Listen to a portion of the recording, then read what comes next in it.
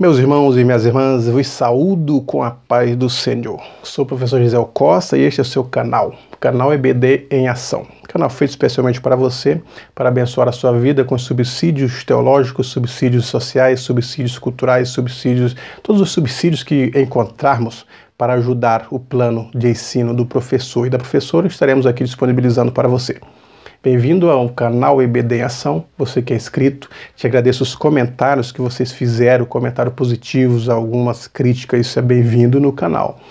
E deram um likezinho, curtiram. E os que estão chegando agora e não é inscrito, te convido a inscrever-se no canal. Inscreva-se, dê um like, ative o sininho para receber as demais notificações. À medida que vamos postando vídeos novos, você pode ser notificado deles para assistir em primeira mão. Então, bem-vindo ao canal.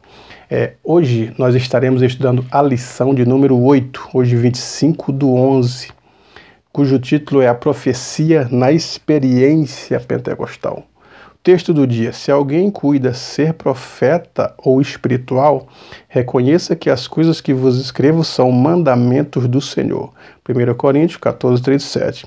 A síntese: o dom de profecia é concedido pelo Espírito Santo. Ele continua sendo necessário para a igreja em nossos dias.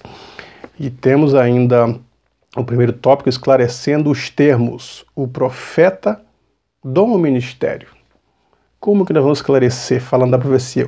O profeta, ele tem o dom ou tem um ministério? No Antigo Testamento, o profeta, ele era um ministério. As pessoas que tinham ministério e quando eram separadas para esse ministério no Antigo Testamento, recebiam a presença do Espírito de Deus. Não no sentido de falar línguas e etc., mas de usar aquele ministério como profícuo. Por exemplo, os reis. Quando eles eram ungidos com óleo para ser rei de Israel, o Espírito se apoderava dele, para que ele pudesse administrar bem o seu reino conforme as leis do Senhor. O sacerdote, quando ungido com a unção de óleo, o sacerdote, o Espírito se apoderava dele para que ele pudesse ministrar no tabernáculo e usar as leis de conformidade com a palavra e a vontade de Deus. Os juízes, quando recebiam o Espírito de Deus, julgavam corretamente, buscavam o discernimento espiritual de Deus. Os profetas, eles entravam na escola de profeta. Aprendiam a viver uma vida casta, uma vida pia. Nós observamos as escolas de profeta que está referindo-se a Eliseu. Quando o machado cai na água, diversos profetas que estão ali naquela escola de profetas estão aprendendo sobre uma vida pia, uma vida casta, uma vida separada, uma vida de consagração. São uma aprendizagem. Depois eram consagrados profetas. E quando eles recebiam o Espírito de Deus, a identidade desse profeta era profetizar o futuro, falar sobre erros. Nós observamos isso o profeta Natã. Deus mostrou o erro de Davi. E Natã chegou e contou uma parábola e disse: você é esse rei que fez a coisa errada. Revelou. Então o profeta recebeu uma revelação, encontrava e entregava para os reis e as demais nações, ou aliás, a nação de Israel. Nós vemos que o profeta Isaías chegou para Ezequias e disse: põe a tua casa em ordem, porque morrerás e não viverás. Deus havia revelado a ele que a morte estava certa para Ezequias. E ele profetizou isso. E quando Deus mandou que ele voltasse e dissesse que Deus havia se arrependido e daria mais tempo para ele, ele também recebeu a profecia de Deus e entregou a profecia. Então o profeta, ele tinha esse dom ministerial no Antigo Testamento. Eram dons específicos, não eram todos que tinham, e eles faziam de acordo com as normas vingativas pela lei. A pregação da palavra de Deus, ela é uma profecia. A maior profecia é a Bíblia. Quando estamos pregando a Bíblia, nós estamos falando a profecia. Então aqueles que pregam a palavra, ele é um profeta. Não no sentido de ser separado para o ministério ungido como profeta. E até mesmo hoje, na atualidade, não podemos dizer que existem pessoas que são ungidas separadas, que você deve consultá-las, porque elas têm uma profecia para tudo que você vai fazer. Eu quero casar, vou consultar a profeta fulana ou o profeta irmão cicrano. Não existe essa possibilidade na atualidade, na nova aliança. Todos nós podemos buscar o dom de profecia. Tem o dom, Deus dá o dom. E nós então profetizamos. Então a maior profecia é a palavra de Deus. Por isso que muitos pregadores, muitos pastores têm dito que no momento que eles estão pregando a palavra de Deus, quem receber uma profecia de Deus, uma visão, uma revelação, que espere a mensagem terminar, porque esta é a designação dada por Paulo. Quando os profetas se ajuntavam nos cultos, eles falavam 2, 3 ao mesmo tempo, e as pessoas não sabiam para quem olhar ou quem ouvir primeiro.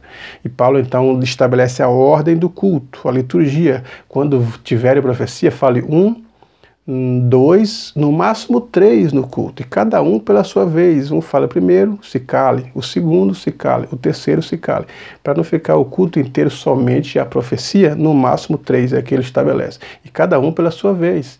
Então o profeta, quando está pregando, o pregador, ele tem a profecia. Ele é um profeta, entre aspas, não no sentido de ter o ministério de profeta, mas ter o dom da palavra, ser um pregador, ser um profeta. E ele está pregando, então a maior profecia é a palavra de Deus, que todos então ouçam. E se alguém tiver que entregar uma profecia, uma visão, uma revelação, espere o momento adequado, porque Paulo diz, o espírito do profeta é sujeito ao profeta. Não é o Espírito de Deus, é o meu espírito, ele é sujeito a mim. Por que Paulo diz isso? Porque as profecias do Espírito de Deus são reveladas para o meu espírito. E o meu espírito comunica com a minha alma, que através dos sentidos do corpo transmite isso para o mundo material. Agora, se eu não quiser entregar essa profecia, ficar restringido comigo e não for, eu não vou, porque o espírito do profeta é sujeito ao profeta. A gente arca com as consequências, mas podemos nos privar disso porque o espírito do profeta é sujeito ao profeta. A profecia trazida pelo Espírito Santo, ela pode revelar o futuro, sim. Ela pode revelar alguma coisa com o que vai acontecer com a igreja, sim, senhores. Nós tínhamos isso no Novo Testamento, diversas profecias que o Espírito Santo revelou e profetizou através de algumas pessoas, né? Então isso é, de fato, preponderante. Então, como eu disse, nos evangelhos nós temos já as profecias de Cristo. Cristo profetizou que Jerusalém seria sitiada. Ágabo profetizou sobre a vida de Paulo. Então, diversas pessoas profetizaram sem ter o ministério, sem ser ungido para um ministério específico, como era Eliseu, como era Elias, como eram os demais profetas do Antigo Testamento, que o povo buscava ouvir, o rei chamava para predizer o futuro, o rei buscava para ouvir sobre se vai ou não vai a uma guerra, e os profetas tinham esse poder de dizer se ganhariam a guerra, como ganhariam, o que fazer para ganhar, ou se não ganhariam. Eram os profetas que prediziam o futuro. Profecia depois do Pentecostes, nós temos Paulo falando sobre os dons espirituais em Coríntios, e um deles é o dom de profetizar. Então quer dizer, a pessoa pode buscar o dom de profetizar. Existem pessoas que recebem o dom de profetizar, profetizam uma vez e nunca mais profetizam. Outros profetizam, mas aí tem as questões que Paulo coloca. Quais os objetivos da profecia no culto, ele ensinando os cristãos que estavam em Corinto? Exortação da igreja, consolação da igreja, edificação da igreja. Exortação não é como muito tem dito, não, descer o chicote na igreja. O próprio Paulo diz que exortar significa fortalecer, dar um fortalecimento. Vamos falar isso no tópico 3 dessa lição, que traz os esclarecimentos desses pormenores do tríplice ministério de uma profecia. E a Bíblia diz que não desprezar as profecias. Lógico que as profecias devem ser julgadas segundo a Bíblia. Não podemos receber qualquer tipo de profecia, porque as fontes das profecias, pelo menos são 3 pela Bíblia.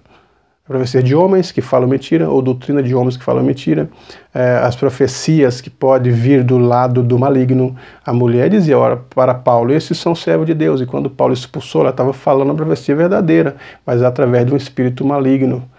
E a profecia proveniente de Deus, Deus revela para o espírito do homem a doutrina de Deus, doutrina dos homens, doutrina de demônios.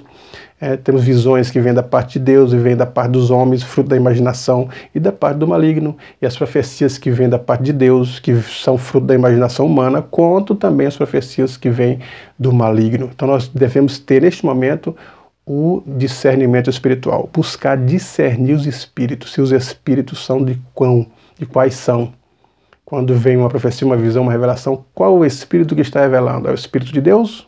O espírito do homem ou o espírito do mal? E isso nós só podemos através do discernimento do espírito, discernir os espíritos, e também com base na palavra de Deus. Existem profecias para 2050, e se Cristo vier hoje, ninguém sabe o dia nem a hora, estamos esperando a volta de Cristo agora, os tempos são findos, os sinais estão cumprindo. Então vamos ver o que a Bíblia diz, se bate de acordo com os ensinos bíblicos. Muitas profecias que estão fora dos ensinos da Bíblia Sagrada. Exortar, como Paulo está dizendo aqui, exortação é encorajar. Então Paulo está colocando aqui a ideia de encorajamento para a igreja. Às vezes nós nos sentimos assim, não é? Cristo, ele pegou os discípulos e disse: "Tenha bom ânimo, eu venci o mundo", encorajava. As profecias, elas servem de encorajamento, tanto as pregadas pelos pregadores, profecias bíblicas, quanto as profecias reveladas. Deus revela a vida de alguém que está desanimado, sim, Senhor. Deus revela a situação da igreja que está para baixo, sim, Senhor. Quando perde um pastor, quando perde a perspectiva, quando algum erro acontece, quando algum pecado surge. Então, as profecias servem para encorajamento, quer dizer, vamos continuar marchando sem parar. Para edificação é o ensino, é aquilo que traz solidez. Nós devemos aprender com a palavra, está sólido, está firme, traz firmeza, traz certeza, traz razão da nossa vivência. E as profecias, elas trazem isso, uma profecia de Deus, por um profeta que tem o dom de profecia. Deus pode falar aos nossos corações, tanto no individual como no coletivo, na igreja, e nos encorajar, nos firmar, nos dar a certeza que estamos no caminho certo, e através da palavra de Deus temos a certeza, edificação e consolação, porque o Espírito Jesus disse isso, né? Eu vou, mas eu enviarei outro Consolador, quer dizer, quem consola os corações. Neste mundo nós somos consolados por Cristo, já sofremos, já temos tantas coisas que nos entristecem, mas temos o Espírito de Deus que nos consola, não só no nosso íntimo, no nosso viver, mas também através das profecias, como Paulo está dizendo, consolo para a igreja. Principalmente naquele período que as igrejas do Novo Testamento viviam perseguidas, viviam sobre o martírio, e eles sofriam demais, mas o Espírito de Deus, através das profecias, consolavam eles, que eles fossem até o final, porque a vitória é dos que vão até o final. Não é dos valentes, não é dos valentes a peleja, mas do Senhor vem a vitória.